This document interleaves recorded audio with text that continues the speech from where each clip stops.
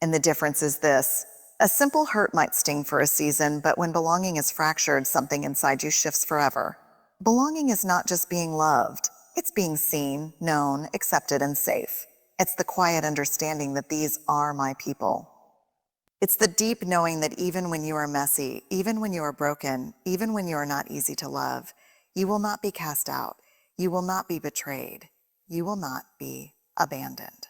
When betrayal happens inside the family, especially between siblings, it cuts differently because it doesn't just hurt your feelings. It breaks the place you thought you had in the world. It calls into question, was I ever safe? Was I ever truly loved? Was I ever really seen? The worst part of betrayal inside a sibling bond is that it robs you of your foundational home, the place where your heart was supposed to be safest. The people you were taught to trust by default, the ones who grew up in the same house, knew your secret, saw you without your armor, become the very ones who pierce you. And when that happens, it's not just a heartbreak. It's a homelessness of the soul. You start doubting your worth. You start questioning your memories. You wonder if you were naive for believing that love would be enough. When betrayal fractures belonging, it teaches you dangerous lessons if you're not careful. Lessons like don't trust too easily. Don't show too much. Don't love too deeply.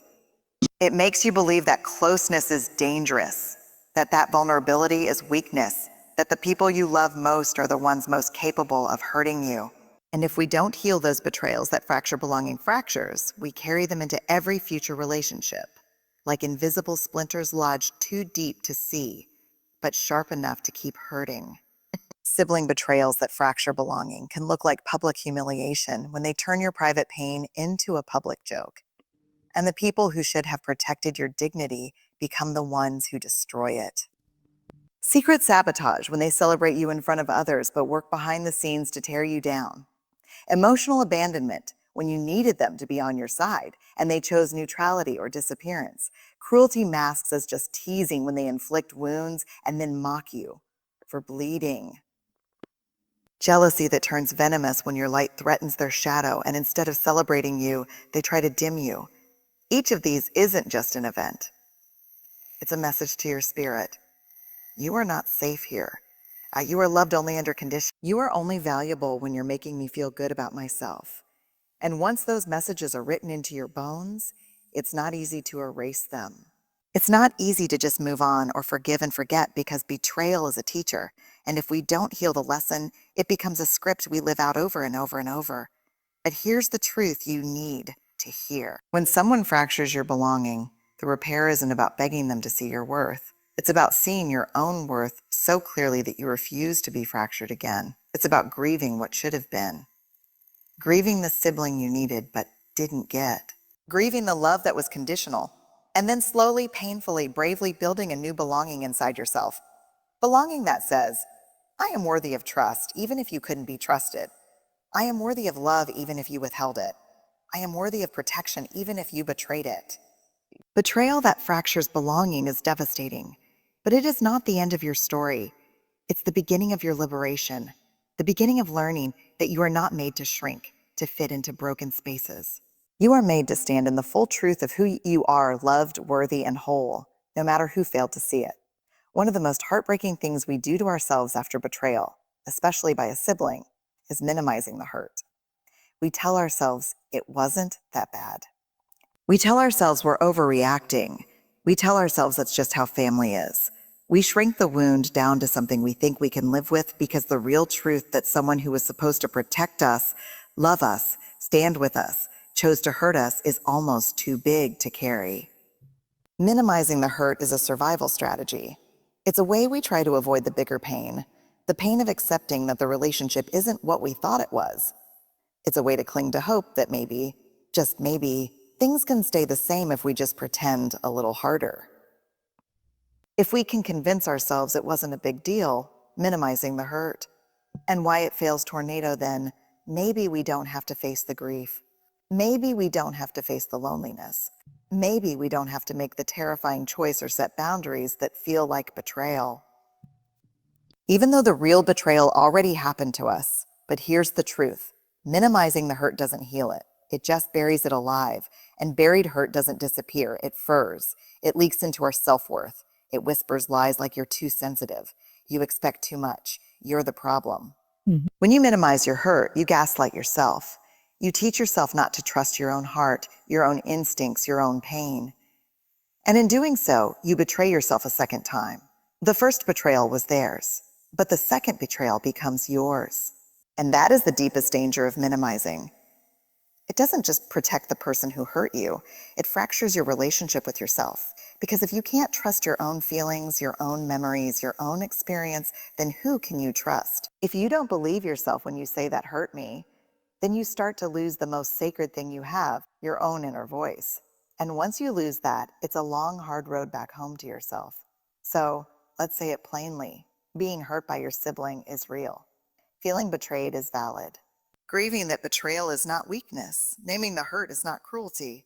Protecting yourself is not being unforgiving. Minimizing the hurt won't make you more lovable. It won't make them treat you better. It won't magically heal what's broken. It will only delay the healing you deserve. You are not too sensitive for feeling the sting of betrayal. You are not overreacting because you trusted and were let down. You are not making a big deal out of nothing. You are honoring the depth of your own heart. You are telling the truth about your own story. You are loving yourself enough to say this mattered and I matter. And it takes tremendous courage to refuse to minimize your pain. It takes guts to stand in the messy, uncomfortable, heartbreaking truth and say, I was hurt and it matters and I deserve better. That's not bitterness. That's not vengeance. That's the beginning of real healing. Healing that starts when we stop making excuses for what broke us and start making space to be made whole again. You don't owe anyone the silencing of your truth. You don't owe anyone a smaller version of your story just to make them comfortable. You owe yourself your honesty. You owe yourself your voice. You owe yourself the dignity of saying, this hurt, and I will not pretend otherwise. Because they never took the time or were never allowed to name the betrayals that broke them.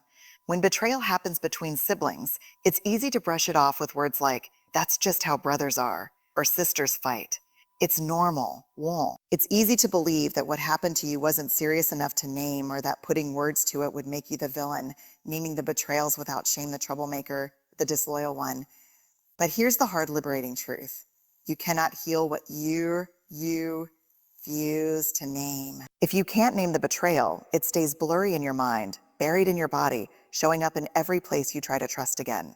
It seeps into how close you're willing to let people get. It erodes your sense of safety in your own relationships. It teaches you to flinch even when no one's raising a hand. Naming the betrayals is not about blaming. It's not about staying stuck. It's about telling yourself the truth fully, unapologetically, and without shame. Because when you name the betrayal, you honor the part of you that was hurt. You say to yourself, I see you, I believe you, what happened was real. Let's name them. Let's be clear. Let's stop pretending that family loyalty means staying silent. There are betrayals you must not minimize, must not excuse, must not erase. The betrayal of deliberate humiliation. When your sibling uses your insecurities, your private struggles, or your moments of weakness as entertainment. When they laugh at your pain to bond with others or lift themselves higher, that's betrayal. It fractures not just your relationship with them, but your sense of safety around vulnerability itself. The betrayal of envy turns sabotage. It's normal to feel envy. It's human. But when your sibling allows their jealousy to fester into sabotage, undercutting you, competing with you, undermining you, that's betrayal. Poisons the well of what should have been unconditional support. The betrayal of abandonment when life knocked you down. When you needed backup, when you needed even a single hand to hold and they disappeared, stayed neutral or sided with your pain's cause. That abandonment leaves scars no apology can erase. Of all the betrayal of lies and smear campaigns. When your sibling tells lies about you, twists your words, paints you as someone you're not, whether to protect themselves, to punish you, or just because they could, that's betrayal. It doesn't just hurt your reputation, it fractures the trust that maybe was never real to begin with. The betrayal of broken secrets. When your sibling shares what you gave them in sacred trust, your fears, your dreams, your heartbreaks with others, weaponizing your vulnerability against you, that's betrayal. It teaches you that your heart is not safe even among your own. The betrayal of violence, whether it's physical aggression, cruel name-calling, manipulation, or emotional warfare, When a sibling inflicts violence, it's not just fighting. It's a deep violation of the bond you were supposed to be able to trust without question. The betrayal of choosing outsiders over you. There's a kind of wound that comes when your sibling sides with strangers, even with people who harmed you against you. It sends a loud, devastating message. Your safety is less important to me than my comfort, my alliances, my pride.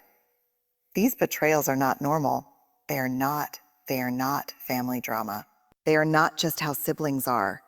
They are violations of trust, of love, of the right to be safe and seen inside your own family. And until you name them aloud if you can, or even just inside your own heart, they will keep living there unhealed. Until you name them, they will keep bleeding into places you didn't intend. Naming is the first act of taking your power back. Naming is refusing to let the betrayal, choosing boundaries over bitterness, shield, write your story in silence. Naming is saying, I know what was done to me. I know what it cost me, and I honor the part of me that was brave enough to survive it. You don't name the betrayal to get revenge.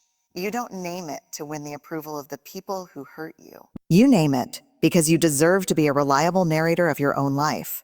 You deserve to live in the full light of truth, not the half light of denial. You name it because healing demands honesty. And you are brave enough to tell the truth even when others would rather you stay silent. He thinks when someone betrays us, especially a sibling, the temptation is strong to choose bitterness, to let the anger calcify, to let resentment become our armor, to believe that building walls high and thick is the only way to stay safe. And honestly, no judgment. Bitterness can feel good at first. It feels like power after you've been powerless. It feels like protection after you've been exposed. It feels like control after someone shattered your trust. But here's the truth about bitterness. It doesn't protect you. It imprisons you. Bitterness is a slow poison you drink hoping it will hurt them, but it only eats you alive from the inside. It wraps itself around your heart and whispers lies. You can't trust anyone. You have to do life alone. Hope is dangerous. Bitterness turns you into someone who expects betrayal around every corner. It dims your light, but it steals your joy. It keeps you connected to your pain longer than you deserve to be. Bitterness is a way of staying loyal to your wounds instead of your healing. But boundaries are different. Boundaries are an act of fierce love for yourself. Boundaries are not walls to keep people out of your life. They are doors that you open carefully, intentionally, only for those who have proven they deserve to come in. Boundaries say, I can love you and still choose not to let you hurt me. I can forgive you and still refuse to trust you again without repair. I can carry compassion in my heart without carrying the consequences of your behavior on my back. Choosing boundaries over bitterness means choosing healing over hostility. It means choosing clarity over chaos. It means choosing your future over your past. It's refusing to let someone else's betrayal be the defining story of your life. It's refusing to stay tangled up in anger, rehearsing the hurt over and over like a bad song you can't get out of your head.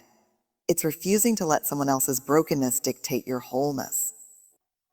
And let's be honest, boundaries are hard, especially with siblings, because there's pressure. The pressure to keep things normal. The pressure to forgive without accountability. The pressure to show up at family gatherings and pretend everything's fine while your heart is bleeding under the surface. Setting boundaries can feel like breaking family rules you never agreed to, unspoken contracts that say, we don't talk about the hurt, we just act like nothing happened. But here's the truth. Silence is not healing. Denial is not love. I'm pretending isn't peace. You don't owe anyone unlimited access to your life just because you share DNA. You don't have to set yourself on fire to keep the family warm. Choosing boundaries is choosing yourself. It's saying, I deserve relationships that honor my heart. I deserve conversations where I feel safe, not scared. I deserve family, whether blood or chosen, that shows up for me with integrity, not just obligation. Choosing boundaries over bitterness means you don't have to carry the weight healing by honoring the truth of hate. You can put it down. You can carry wisdom instead. You can carry strength instead. You can carry strength instead. You can carry grace, but a grace that protects you, not a grace that erases you. Forgiveness is a gift you give yourself, not a free pass you hand out to people who won't change. Boundaries are the fences that protect the garden of your soul, so something beautiful can finally grow because your life is too sacred, too precious, too full of possibility to waste it. living in the ruins of someone else's betrayal. Choosing bitterness keeps you tied to the pain. Choosing boundaries sets you free. And you, my friend, you were always meant to be free. Healing doesn't happen by accident. It doesn't happen just because time passes. It doesn't happen because we pretend we're over it. Real healing begins when we make one of the bravest decisions we'll ever make. We choose to honor the truth, not the polished version, not the version that makes everyone else comfortable, not the version that protects the image of a perfect family, the real truth. Honoring the truth means standing in the full, messy, uncomfortable reality of what happened without minimizing, without sugarcoating, without making excuses for the people who hurt us. It means saying, this is what was done to me. This is what it cost me. This is how it changed me.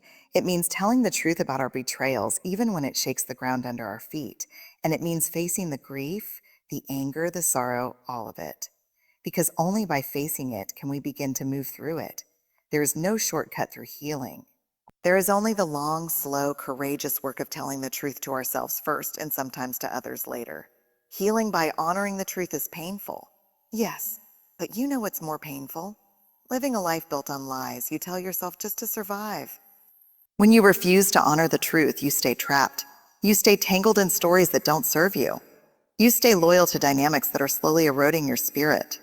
When you honor the truth, you set yourself free, even if no one else ever admits what they did. Because healing is not about getting their confession. Healing is about giving yourself permission to stop carrying shame that was never yours to carry. It's about saying, I deserved better. My pain is valid. My story matters. Honoring the truth means allowing yourself to feel all of it. The betrayal, the disappointment, the heartbreak, the anger at the injustice of it, the sadness for the version of your family you thought you had but didn't. It means grieving not just what happened, but also what never happened. The apologies that never came. The protection you never received. The loyalty that was never given. The love that was conditional when it should have been unconditional. Grief is messy work. It doesn't come with neat stages or polite emotions. It comes in waves. It can knock you breathless in the middle of a perfectly good day. It can surface at a song, a smell, a memory you didn't expect. But grief is not your enemy. Grief is your body's way of processing the truth. It's your heart's way of making room for something new. It's the way your soul clears out the old brokenness so you can finally live free. Healing by honoring the truth is radical because it refuses to settle for survival. It demands full aliveness. It demands full dignity. It demands that you stop shrinking yourself to protect other people's comfort and start expanding into the person you were always meant to be. And yes, healing will cost you. It will cost you denial. It will cost you illusion. It will cost you the fake peace that comes from pretending. It will cost you the roles you play to keep the family system afloat. But what you gain in return is everything. You gain your voice. You gain your wholeness. You gain your clarity. You gain your peace. Not the fragile peace of avoidance, but the fierce peace of living in your own skin. Final conclusion. Reclaim your power and peace, Dev, without apology. You don't have to hate the people who hurt you to heal from them. But you do have to stop lying for them. You do have to stop lying to yourself. Healing is not about revenge. Healing is about reclamation, reclaiming your own soul from the wreckage of betrayal. You are allowed to honor the full truth. You are allowed to live by the full truth. You are allowed to heal in the light of the full truth because you, exactly as you are worthy of a life that is honest, whole, and free. No matter who I am, you must completely step into being healing because you are the heal. Healing begins when you choose to honor your truth, even if it shakes the world around you. And no matter who refuses to see you, no matter who still tries to rewrite the past, you will know this. You told the truth, you honored your story, you honored yourself, and you healed because you were brave enough to face it all and live anyway. Family is supposed to be the first place you are loved, protected, celebrated, not the first place you are betrayed. And when betrayal comes from the people who are supposed to stand beside you, when it comes from your own blood, it cuts deeper than words can say. You don't owe anyone silence to make them more comfortable. You don't owe anyone your loyalty at the cost of your dignity. You don't owe anyone a seat at your table just because they share your last name. The betrayals you've survived were real. The hurt you carry is real. And the healing you deserve, it's real too. But healing doesn't come from pretending it didn't happen. It doesn't come from minimizing your pain. It doesn't come from waiting for people who broke you to suddenly fix you. Healing comes from standing firmly in the truth of your story, from naming what hurt you. From setting boundaries, closing words. You are the warrior who survived that honor you. From choosing your peace over their approval. It comes from choosing to forgive if and when you're ready, but also from refusing to forget what you had to survive. It comes from understanding that forgiveness without accountability isn't healing. It's betrayal of yourself. You are not bitter because you're angry. You are not broken because you're still grieving. You are brave because you're telling the truth. You are wise because you're choosing boundaries. You are powerful because you refuse to carry shame that was never yours. You didn't choose the betrayal.